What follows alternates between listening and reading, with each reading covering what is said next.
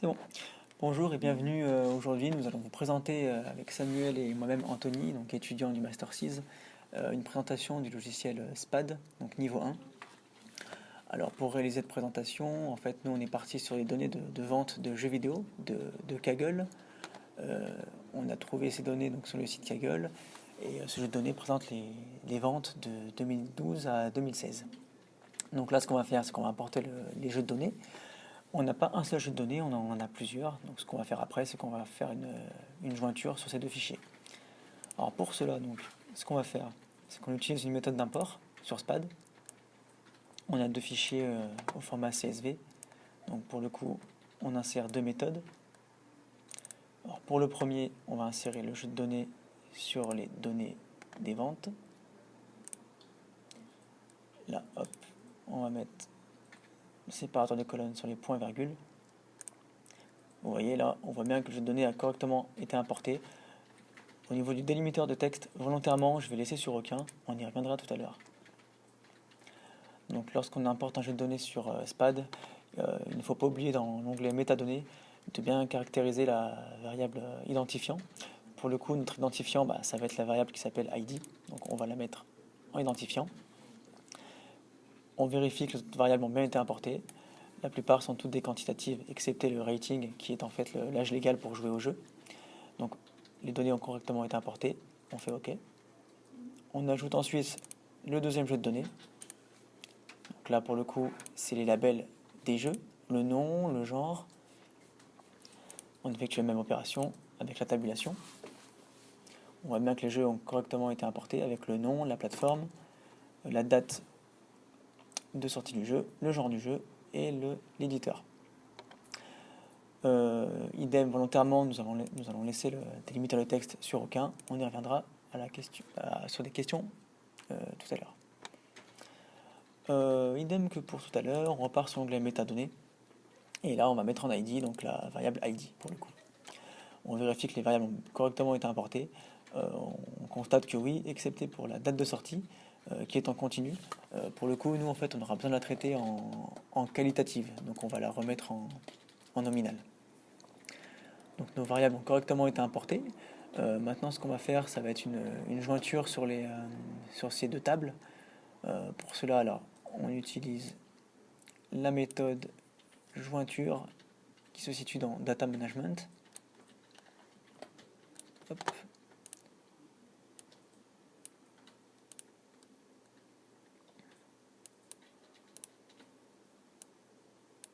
Donc on pose notre jeu de données sur la méthode de jointure. Ensuite, on paramètre cette méthode. Par défaut, SPAD a bien compris que les deux ID des deux jeux de données étaient identiques. Donc on n'a pas besoin de modifier tout ça. On reste sur de l'équijointure, car on veut conserver les deux données. Et on n'oublie pas de décocher le deuxième ID pour pas qu'on ait deux colonnes similaires dans notre table de jointure. On peut ensuite cliquer sur Valider. Et là, on observe en bas que les données ont correctement été importées. On a bien la jointure des deux tables. Alors, pour faire un petit récapitulatif, donc on a notre colonne identifiant. On va avoir notre colonne de plateforme, donc le type de console sur lequel le jeu est sorti. La date de sortie, donc entre 2012 et 2016. Le genre du jeu, donc sport, un jeu de tir, les jeux d'action. L'éditeur qui a développé et produit le jeu. Là, on va voir les ventes en millions d'unités en Amérique du Nord, en Europe, au Japon, les autres pays, et enfin la variable globale qui est en fait la somme des quatre variables géographiques. On a aussi le critic score qui est la note sur 100 d'un média sur Internet, le nombre de personnes qui ont voté sur ce média, donc ce sont des journalistes. On a la note utilisateur et le nombre de gens qui ont voté, le nombre d'utilisateurs qui ont voté. Et le rating, pour rappel, c'est l'âge légal pour jouer à un jeu. Donc on a correctement importé nos jeux de données. Donc maintenant, on va réaliser donc la première question de notre TD, qui est en fait combien y a-t-il d'observations et de variables dans le fichier. Pour cela, donc pour savoir de quoi est composé notre jeu de données, on utilise la méthode statistique de base qui se situe dans statistiques descriptives et test. Hop, on la glisse sur la méthode jointure. Hop. plusieurs onglets sur cette méthode qui répertorient en fait les différentes variables que nous avons. Donc on a les variables continues, les tri à plat, les tri groupés, on a le paramétrage. Nous pour l'instant on va rien toucher, on va exécuter et on va aller voir la sortie que nous propose Spad sur Excel. Hop. Alors ici on observe bien, donc on a 2886 individus, on a 5 variables nominales. Dans l'onglet tri à plat, donc là on va avoir nos variables quali avec l'effectif pour chaque modalité de chaque variable et le pourcentage. Et enfin pour les variables continues, nous avons les agrégats qu'on connaît, donc sur la moyenne, les minimums, le maximum, etc. Hop, je ferme cette méthode-là. Maintenant, ce qu'on va vouloir faire, c'est vérifier s'il y a des valeurs manquantes dans notre jeu de données. Alors pour cela, on va aller dans une méthode de SPAD qui se trouve dans Data Management, dans le répertoire colonne variable. Hop, validation de données, qu'on va glisser sur notre méthode jointure. Et dans le paramétrage, en fait, on a un petit détail des différentes variables de notre jeu de données, avec le rôle. On a le nombre de modalités par variable, pour les qualitatives. Et on a également une colonne, nombre de données manquantes. Là, pour le coup, les données manquantes sont sur des variables quantitatives. Ça représente à peu près 50% de nos observations. Donc, pour le coup, on ne va pas faire d'opération de retraitement sur les données manquantes. On va les laisser comme telles.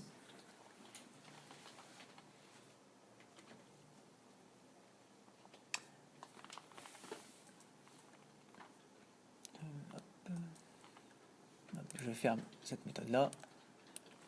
Maintenant, ce qu'on va vouloir faire, ça va être, on va vouloir déterminer combien de modalités possède la variable plateforme et quelles sont les différentes plateformes répertoriées dans le dataset. Alors pour cela, on va utiliser la méthode sélection ordre plus distinct dédoublonnage dans SPAD. Alors, ces méthodes-là, elles se situent dans le répertoire colonne variable de data management. Je déplace ces méthodes-là sur la jointure. On va la paramétrer. Alors nous, qu'est-ce qu'on veut ici? On veut sélectionner l'ensemble des modalités de la variable plateforme. Alors on va sélectionner la plateforme et on va importer seulement celle-ci. Donc là on observe bien dans l'ensemble des modalités avec l'ensemble des doublons, car pour l'instant on a juste fait une sélection sur la variable plateforme. Et nous ce qu'on veut justement c'est les différentes modalités de la variable distincte. Alors pour cela, donc, on va prendre une autre méthode que propose SPAD, et cette méthode-là, elle se situe dans ligne individu de data management. Hop, cette méthode-là, distinct dédoublonnage, qu'on va poser sur la méthode de sélection ordre. Et lorsqu'on clique dessus, là, SPAD a bien compris qu'on travaille sur la variable plateforme. On la sélectionne, on la coche. On fait OK, on lance. Et là, on a la première sortie de SPAD qui nous indique les différentes modalités de la variable plateforme, qui est en fait la console sur laquelle est sorti le jeu. Et là, on observe plusieurs modalités. Donc PS4, Nintendo 3DS, Xbox One. Et on observe justement différents individus à la fin de la table, Get 0, Burst 3, etc.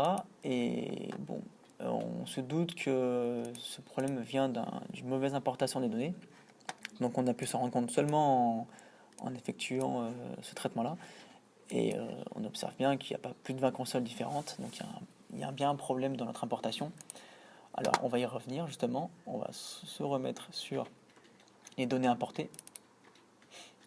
Et justement, le problème, c'est que sur quelques lignes de notre jeu de données, le nom,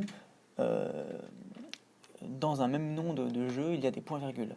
Du coup, SPAD l'interprète comme une nouvelle colonne. Alors, ce qu'il va falloir faire, ça va être délimiter le texte, cette fois-ci, mettre les guillemets. Là, on va relancer nos méthodes. Donc en relançant la méthode sur la dernière feuille de l'arbre en fait de SPAD, ça permet d'exécuter l'ensemble des méthodes. Donc on réexécute le tout. Et là, on observe bien dans notre sortie SPAD les consoles qui existent aujourd'hui, avec aucune valeur aberrante.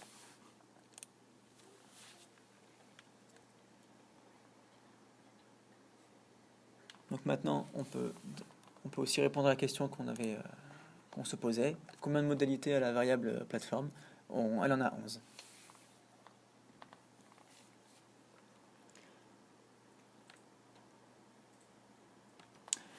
Maintenant, donc on a vu que la variable plateforme avait beaucoup de modalités.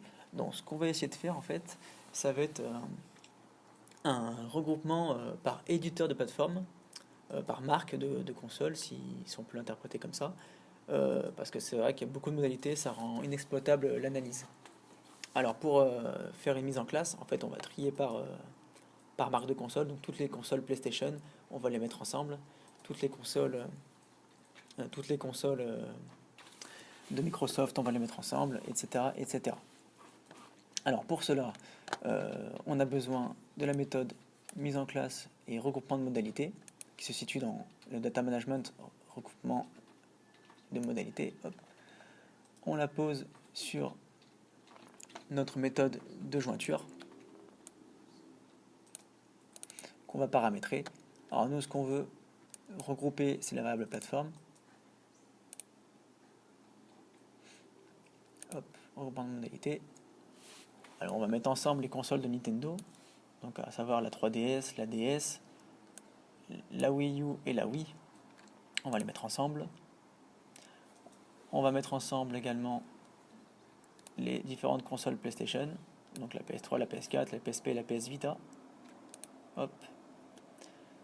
Les deux consoles Xbox de Microsoft. Et enfin le PC, donc, qui sera à part. Donc on voit ici que SPAD, dans les effectifs en pourcentage, on a la part de chaque groupe, le poids de chaque groupe dans l'ensemble des individus. Dans nouvelle valeur, justement ici, on va renommer nos groupes.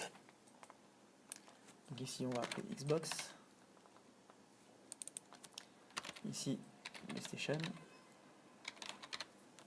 On va laisser PC. Et ici, ce sera Nintendo. Hop.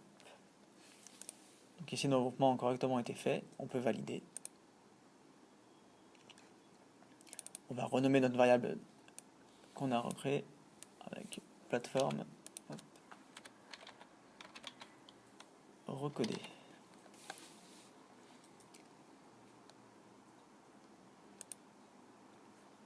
Donc là, on voit bien à la fin de notre jeu de données que cette variable a correctement été créée.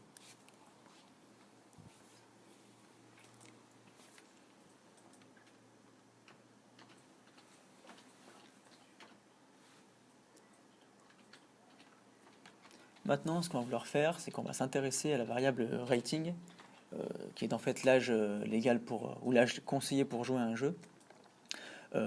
Pour le coup, cette variable pour l'instant elle est un peu inexploitable parce que les labels sont pas très parlants.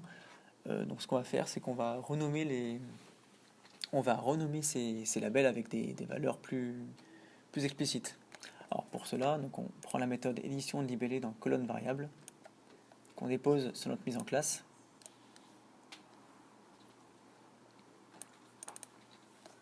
On va sélectionner notre variable rating. Et là, on voit bien qu'on a 4 modalités pour cette variable. On a E, E10+, M et T. En réalité, donc, la correspondance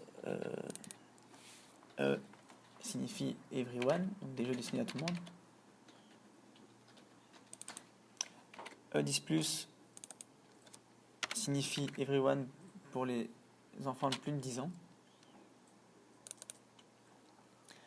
M est considéré en fait comme, d'après l'organisme qui effectue ces regroupements, M c'est pour mature les plus de 17 ans.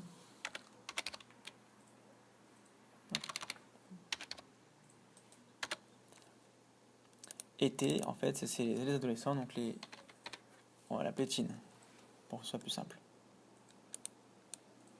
On va redonner nos modalités par âge, on va dire, c'est un ordre naturel. Donc pour le coup, j'ai mis mature en plus de 17 ans, en quatrième, en index 4. Donc voilà, on va aller vérifier ce que nous donne SPAD. On observe dans la visualisation des données, dans la colonne rating, que l'édition libellée a été faite correctement.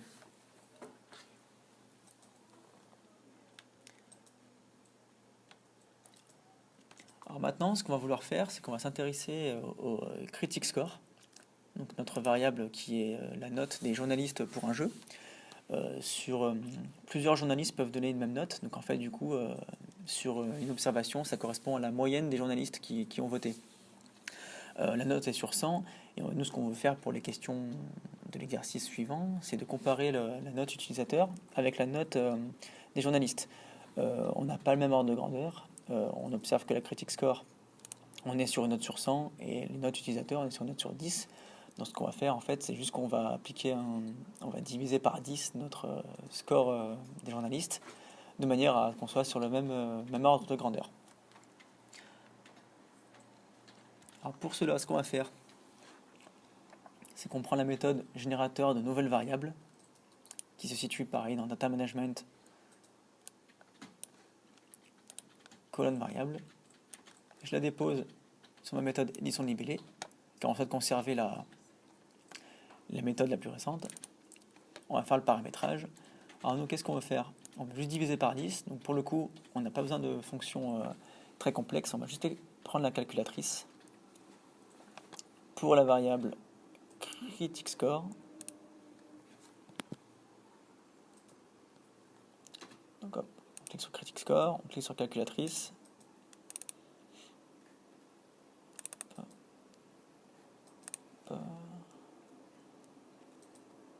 Critic score, hop. Hop. On enlève la première. Donc pour la faire, il faut bien sélectionner la calculatrice, puis le score critique, et envoyer et appuyer là-dessus. Ensuite, nous ce qu'on va faire, donc c'est le calcul.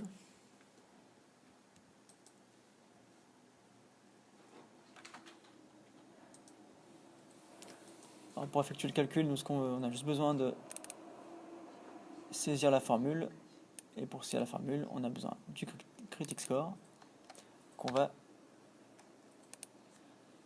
va diviser par 10. Hop. On va aller vérifier que ça a correctement été fait. On voit que la dernière colonne, ça a été fait. D'ailleurs, on a oublié de renommer cette variable. On va l'appeler critic score sur 10.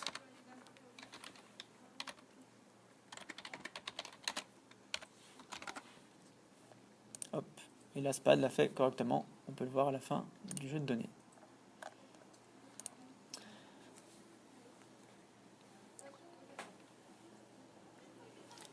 Donc voilà pour l'exercice 1. Dans l'exercice 2, donc on va utiliser ces différents regroupements et traitements pour effectuer des analyses descriptives.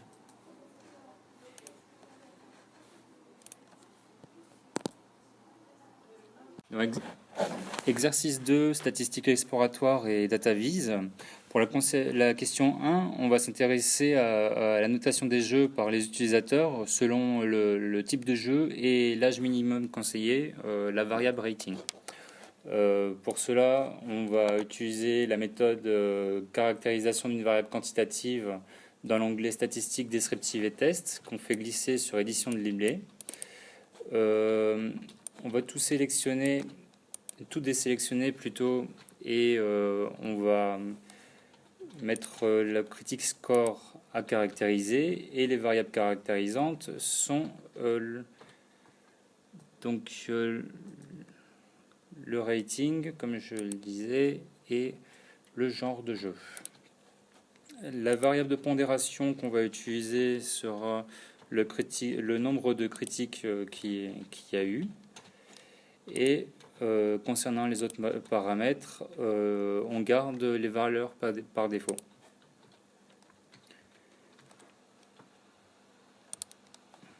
Donc regardons la sortie graphique. on va décocher ces deux variables.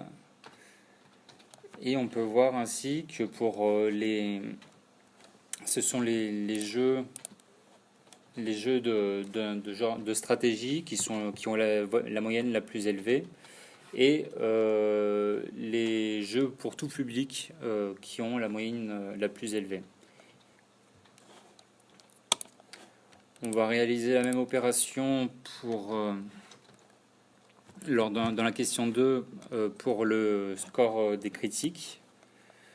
Pour cela, on fait glisser la caractérisation de variables quantitatives, on désélectionne tout et on utilise le score utilisateur.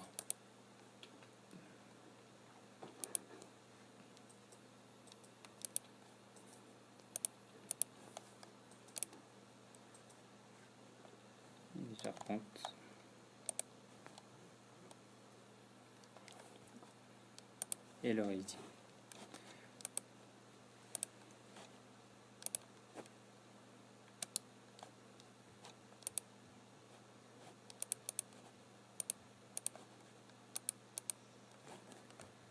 Là aussi, on peut voir que les jeux qui ont la moyenne la plus élevée sont les jeux d'aventure et de plateforme.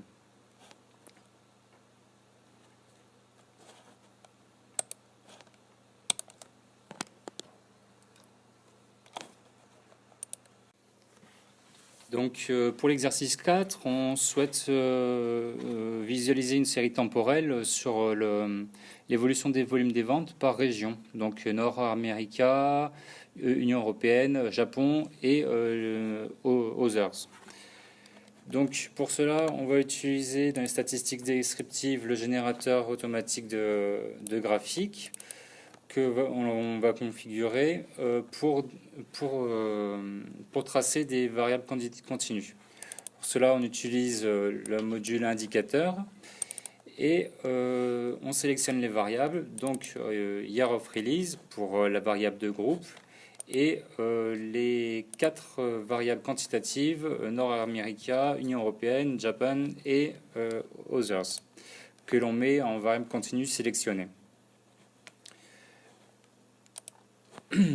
Concernant les paramètres, on souhaite étudier une agrégation de type somme. Du coup, on décoche les moyennes, la médiane, la mine et le max, et on prend la somme. Pensez bien, il fallait bien penser à enlever la boîte ensemble, et on valide, ce qui va nous générer une visualisation, une courbe de visualisation des ventes par zone géographique. Donc, comme on peut le voir, sur les 4 régions, les ventes chutent en 2016. Ceci s'explique en fait par les informations données par Kaggle, dans le sens où les données vont jusqu'au 22 décembre 2016 et on en déduit que le troisième trimestre 2016 n'a pas été consolidé pour les données, et d'où cette chute. Du coup, Noël n'a pas été inclus, les ventes de Noël n'ont pas été incluses. Donc, via la question 4, on voulait investiguer si cette forte chute en 2016 était due au nombre de jeux sortis ou vraiment un effondrement des ventes. Pour cela, on va étudier le nombre de jeux par année. On débute avec l'outil de sélection dans Data Management colonne, auquel on applique aux nouvelles variables générées. Comme vous pouvez le constater, dans les variables disponibles, on ne retrouve pas la variable name. Pour cela, il faut reprendre l'import des données et la modification des métadonnées et traiter la variable name en tant que textuelle. On réexécute toute la pipeline et vous pouvez constater que la variable name est disponible dès à présent. Par la suite, Après cette sélection, on va appliquer un dédoublonnage des données que l'on applique sur name et year of release, ce qui nous permettra ensuite de générer le graphique à l'aide du module générateur automatique de graphique. On utilise un histogramme pour chaque année. Concernant les paramètres, il n'y a aucune modification à faire par rapport aux paramètres par défaut. Et on peut lancer la génération du graphique. Voilà ce qu'on obtient. Donc ça confirme bien notre hypothèse que ce n'est pas le nombre de jeux sortis qui a eu un impact sur les ventes, car ce volume est relativement stable depuis 2013. Par contre, on observe que depuis 2012, il y a eu une forte diminution et que l'on tentera de corréler tout à l'heure avec l'avènement des mobiles et des jeux sur smartphone.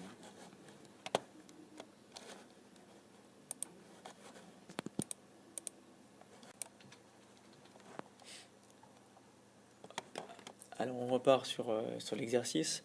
Comme a dit Samuel, donc on a constaté une baisse globale des ventes depuis 2012 et une baisse considérable sur 2016, qui est expliquée par le fait qu'on n'a pas les données sur le quatrième trimestre de cette année. Du coup, pour la suite de notre analyse, ce qu'on va faire, c'est qu'on va exclure 2016 pour tous nos graphiques. Alors pour ça, ce qu'on va faire, c'est qu'on utilise un filtre, donc dans Data Management, ligne individu, on prend la méthode de filtre, on la glisse sur notre générateur de nouvelles variables, qui est notre méthode la plus récente. On se place sur l'année et on va garder nos années de 2012 à 2015. On valide. Ensuite, alors ce qu'on veut faire, on veut s'intéresser aux ventes sur 2015 du coup. Là on exclut 2016, notre dernière année ça sera 2015. On veut étudier les ventes sur 2015 pour le genre des jeux. Donc on va étudier le volume des ventes par genre. Pour cela, on va prendre un graphique. Donc dans statistiques, générateur auto de graphique. Hop, je vais le glisser là, car je m'aperçois que j'ai oublié de filtrer sur 2015. Donc là, on va réappliquer un nouveau filtre, c'est notre méthode.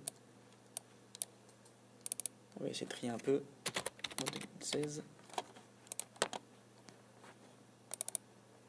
Et là, ça sera le filtre où on conserve 2015.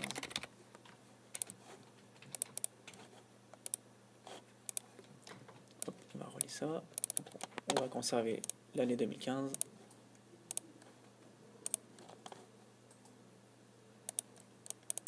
Et là, on va effectuer un graphique.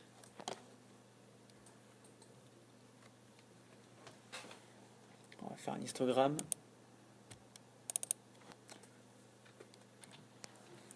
Ah, je me trompe. C'est pas un histogramme qu'on veut. On va faire un indicateur pour les variables continues, car on est sur des variables, on est sur des volumes de ventes. Là, ce qu'on veut, c'est les ventes globales. Et on veut une variable de groupe, le genre.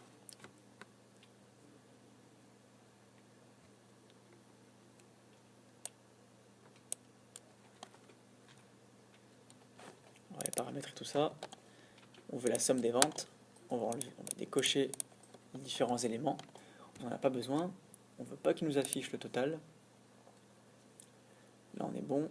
Et on va définir un ordre de manière à ce que nos données soient ordonnées du genre le moins vendu au genre le plus vendu.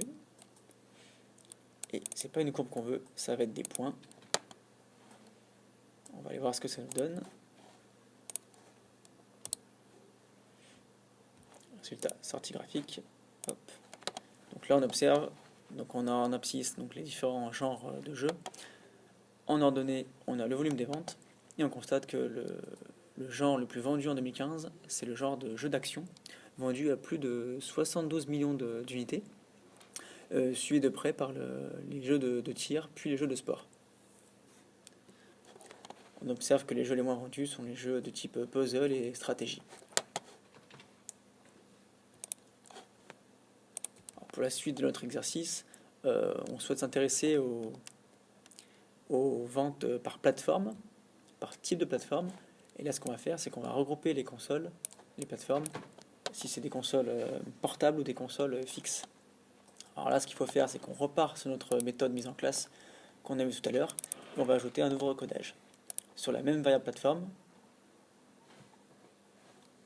hop. Donc là, pour le coup, elle y était déjà préparée, on va la refaire ensemble. Groupement de modalités. Donc on va prendre les consoles portables ensemble, donc à savoir les DS, les PS Vita, PSP, hop.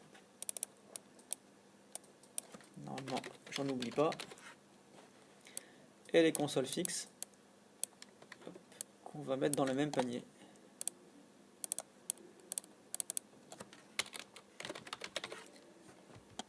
On va donner un nom à notre variable, type plateforme.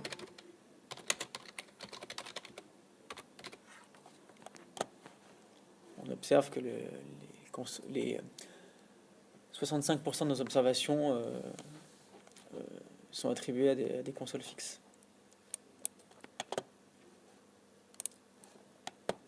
Là, on va relancer nos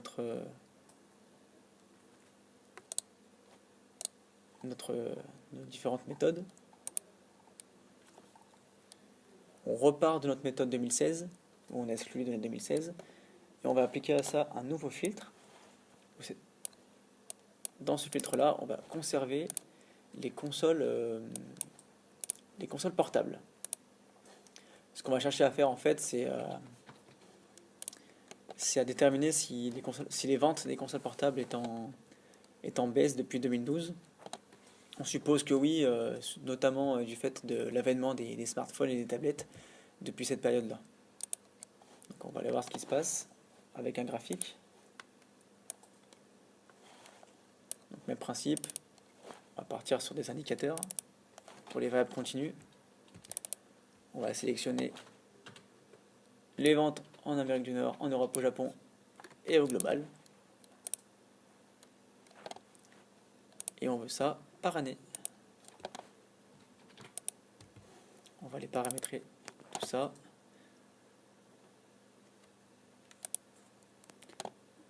Pareil, on exclut le modalité totale. On veut que les ventes par année et pas le total. On exclut également les différents éléments. Nous, ce qu'on veut, c'est la somme des ventes. Et on envoie la méthode. On va aller voir ce que ça nous donne. Voilà, donc on observe donc les courbes d'évolution de vente pour chaque zone géographique et au global. Alors d'une part, surprise, on observe qu'il y a toujours 2016. A priori, on avait quand même filtré juste avant les données. Et SPAN nous ressort quand même les données sur 2016. On a essayé de chercher en amont comment on pouvait faire pour les enlever, mais on n'a pas trouvé de solution. Il y a sûrement un élément pour l'enlever, mais en tout cas, intuitivement, les données 2016 sont conservées. Si on se base en tout cas sur 2012 à 2015, on observe une grande baisse des ventes en volume des jeux de consoles portables. Et on suppose que les principales fautifs sont justement les nouvelles applications sur smartphone et sur tablette.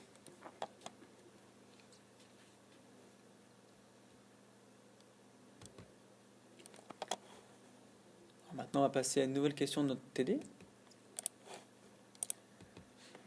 On va chercher à savoir s'il y a une évolution des leaders sur le marché des jeux vidéo depuis 2012. Pour cela, en fait, on va visualiser graphiquement le volume des ventes par année et par éditeur. Et on va utiliser pour ça le générateur de graphiques.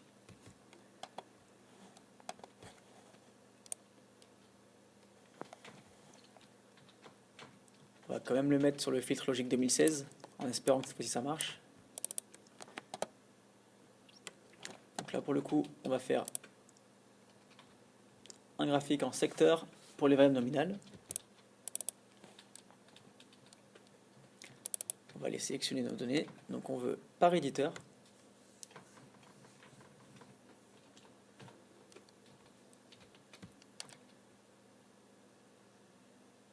par éditeur.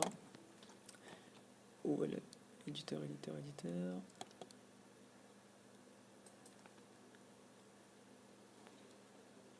C'est plateforme recodée que j'avais oublié de renommer tout à l'heure.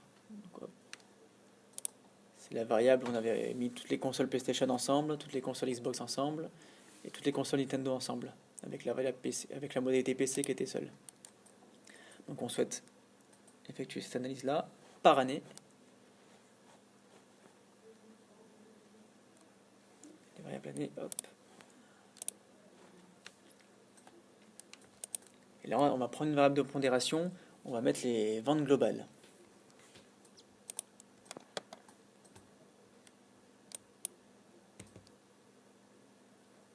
On va aller voir dans les paramètres, mais a priori, on va laisser tout ce qu'il y a par défaut.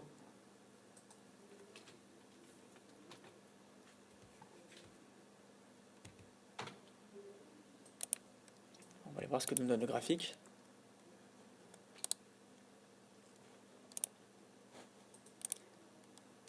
Donc là, on observe toujours à notre grande surprise des données de 2016 pas disponibles. Donc pour le coup, le filtre a plus ou moins marché, même si dans l'affichage, on a quand même le graphique qui est généré.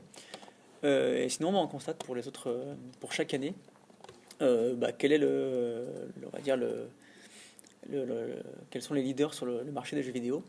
Et on constate notamment que PlayStation, qui est en jaune, a plus de 50% de part du marché et qui est en constante augmentation depuis 2012 avec 36% en 2012, 42% pardon, en 2013, 48% en 2014 et 53% en 2015. Globalement, la répartition des ventes est assez équilibrée au sein des différentes entreprises.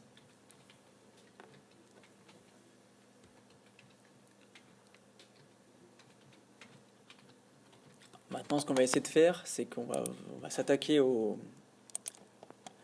notes utilisateurs et aux notes des journalistes. Alors pour cela, en fait, on veut confronter graphiquement par un nuage de points les notes de ces deux entités. Alors pour cela, on va insérer un nuage de points. Donc on insère un générateur de graphique sur l'ensemble de nos données. Cette fois-ci, on veut toute année confondue. On va en profiter pour trier un petit peu notre diagramme.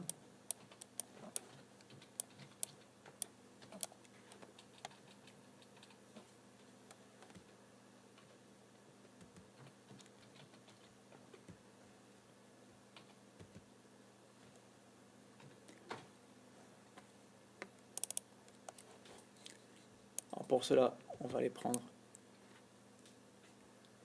un nuage de points qui se situe dans le répertoire graphique XY. Alors là en abscisse, qu'est-ce qu'on veut? On va vouloir la note sur 10 qu'on a calculée tout à l'heure, de manière à ce qu'il soit sur le même ordre de grandeur avec les notes des utilisateurs. En ordonnée, on va mettre le user score.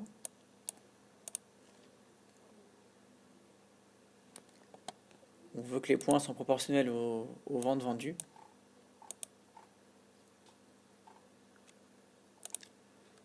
On va mettre les noms des jeux en identifiant pour qu'on puisse repérer les jeux où les deux entités sont plus ou moins d'accord. Et enfin, on va mettre une couleur nominale pour juste distinguer deux groupes, à savoir le type de console. Donc là, ça doit être plateforme recodée.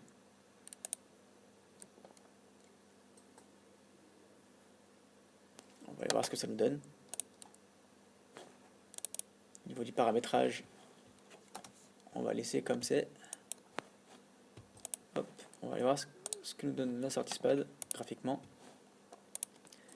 Et là, on a un nuage de points donc qui représente en abscisse les notes utilisateurs, les notes des critiques des journalistes, et en ordonnée les notes des utilisateurs.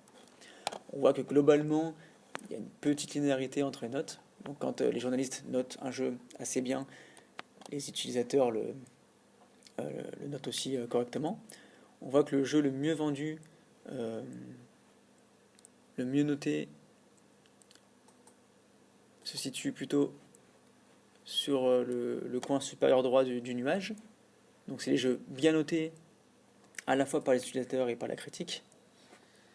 Et à contrario, les jeux les moins notés par les deux entités euh, sont le jeu par exemple Ride à 2L qui a une note de 1,3 pour la critique journaliste et de 1 pour les utilisateurs.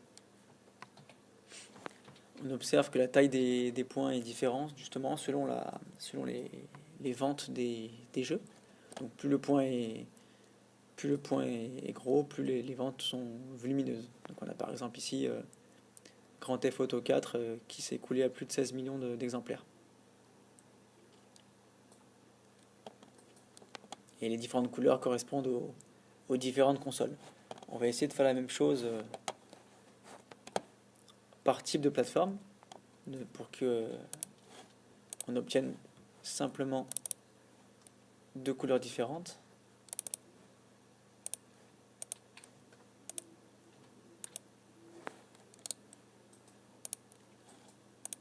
Hop.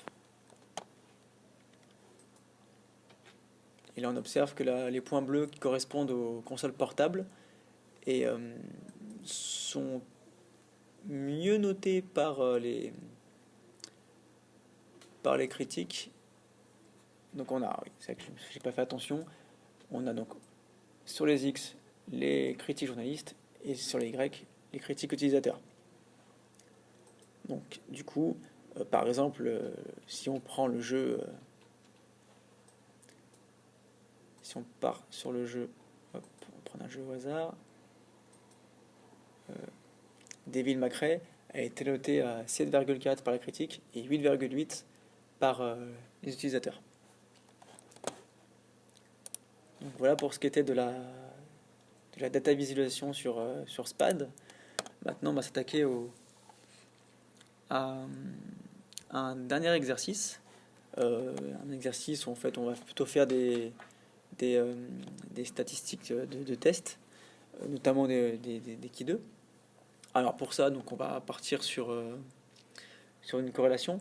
Là, ici, on va essayer de savoir s'il y a une corrélation entre le vote des utilisateurs, user score, et les volumes des ventes de jeux vidéo. Alors pour cela, on va utiliser en fait les statistiques de base. On va reprendre une nouvelle méthode, bien qu'on en avait déjà fait tout à l'heure, qu'on va placer sur notre générateur de nouvelles variables de tout à l'heure. Et nous, ce qu'on veut, ça va être des corrélations. Donc on va tout désélectionner.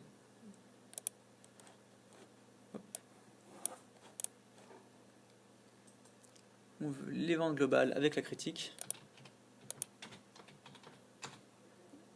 user score, et on veut les corrélations pour ces deux entités. Les autres onglets nous importent peu, on va les désélectionner pour ne pas avoir trop d'informations sur notre sortie SPAD. On va aller voir ce que ça nous donne.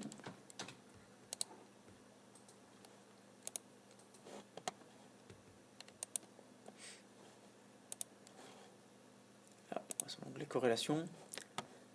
Donc là, on voit forcément que les ventes sont corrélées avec elles-mêmes, donc une corrélation de 1, qui n'a pas d'intérêt. En revanche, on voit que donc, les notes des journalistes a une puissance de corrélation de 0,3. Il y a une petite corrélation. En revanche, on voit qu'il n'y a aucune corrélation. On a une corrélation même quasi inexistante. Les variables sont totalement indépendantes entre les ventes et les notes utilisateurs. Donc ça veut dire que les notes utilisateurs peuvent très bien mettre des bonnes notes sans pour autant que les ventes suivent. A contrario, on voit qu'il y a une corrélation assez moyenne quand même entre les notes journalistes et les notes des utilisateurs. Donc c'est assez significatif en plus. On voit que sur la matrice des p-values, les deux corrélations on a une p-value inférieure à 5% par exemple. Donc ce qui signifie que les deux variables ne sont pas indépendantes et qu'il y a quand même un lien entre les deux.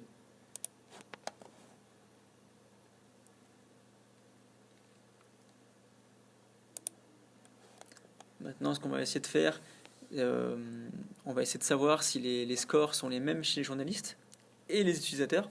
Alors là, on a vu qu'il y avait une corrélation de 0,5. On va essayer de le voir par euh, on va essayer de le voir par un test un test de on va faire un test de student pour comparer ça. Donc on a vu que la corrélation était de 0,5 et maintenant on va faire un test de comparaison de moyenne euh, sur les notes des utilisateurs et les notes des journalistes. Alors pour ce qui est des statistiques, enfin pour les tests statistiques, on peut trouver la méthode dans statistiques descriptives et test statistique. On va glisser cette méthode sur notre générateur de nouvelles variables. On va aller dans les tests paramétriques et prendre un test pour deux échantillons, car on a les données journalistes et les données des utilisateurs. Et là, ce qu'on a besoin, c'est du user score et du critic score. Attention de prendre le critic score sur 10 de manière à avoir le même ordre de grandeur.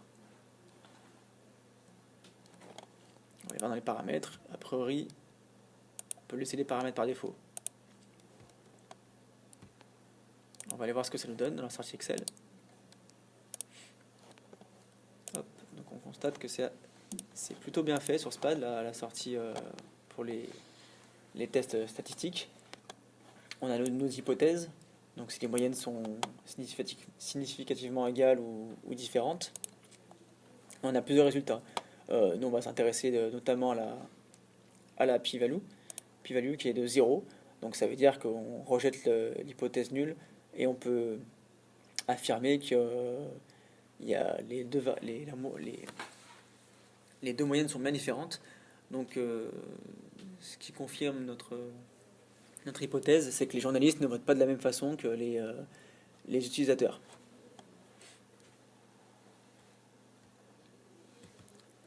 Après, on peut se demander si effectuer un test de comparaison de moyenne est pertinent, parce que dans nos données, les notes des journalistes et des utilisateurs est déjà issu d'une moyenne.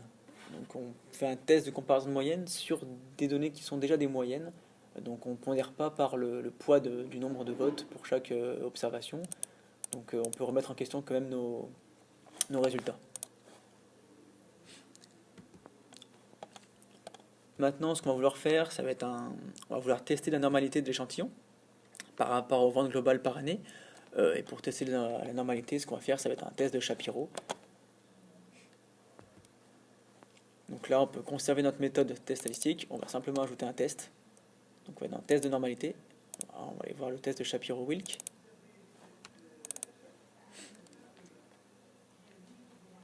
On va mettre les variables globales pour étudier leur distribution. On va aller voir ce que nous donne SPAD.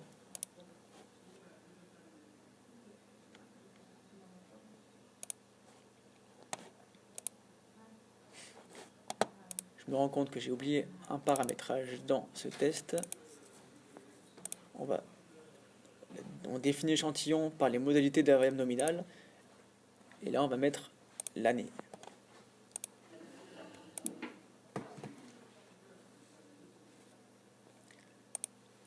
Là, on voit qu'on ne peut pas faire ce test-là par année. Donc, on va rester sur un échantillon par variable.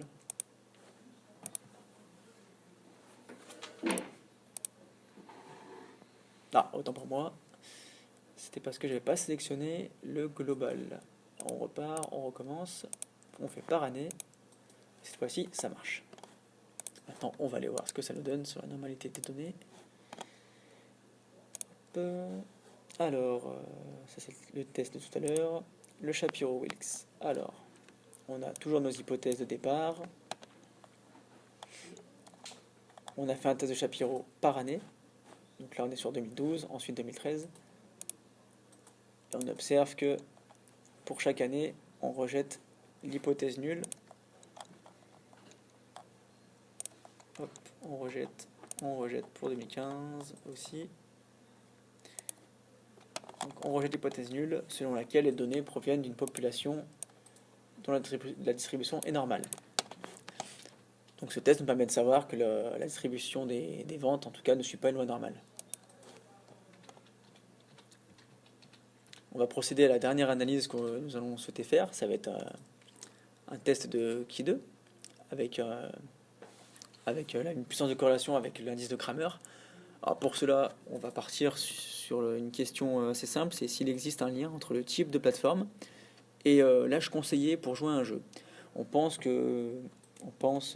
naïvement que Nintendo produit peut-être plus de jeux pour enfants que d'autres plateformes. On va essayer de le démontrer. Alors pour cela, on repart sur un petit test, toujours, sur la méthode test statistique. Et cette fois-ci, on va aller chercher notre test non paramétrique. Non, autant pour moi. Ah, test d'ajustement du Key2.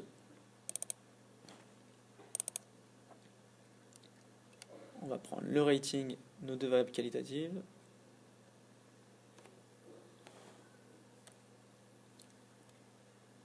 Elles n'apparaissent pas, il y a un petit problème, c'est pas normal.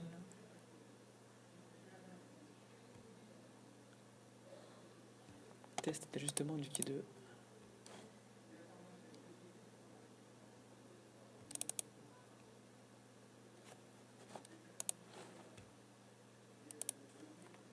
Hop, il était là, j'ai pas pris le bon test, donc dans test sur table de contingence, test du Key2.